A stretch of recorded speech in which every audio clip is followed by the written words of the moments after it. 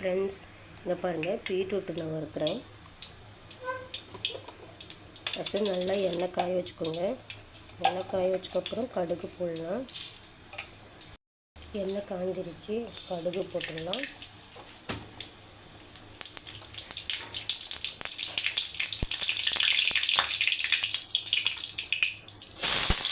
வெங்காயம் போட்டுடலாம். வெங்காயம், மிளகா,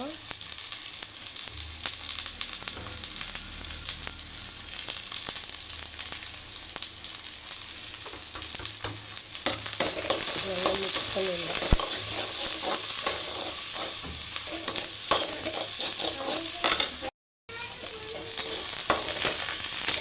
நல்லா வதக்கிட்டு நம்ம கட் பண்ணி குறைஞ்சி வச்சுருக்க பீட்ரூட் அதில் போட்டுடலாம். நல்லா கவர்ந்து வரையும் நம்ம நல்லா வதக்கிக்கலாம். அதுக்கப்புறம் நம்ம பீட்ரூட் அரைச்சி பீட்ரூட் நான் போட்டுடலாம்.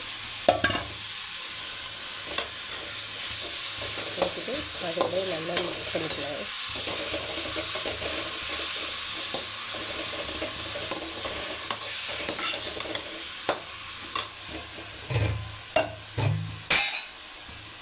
நல்லா மிக்ஸ் பண்ணக்கப்புறம் கொஞ்சம் நம்ம தண்ணி ஊற்றிடணும். அப்போ தான் காய் நல்லா வேகும்.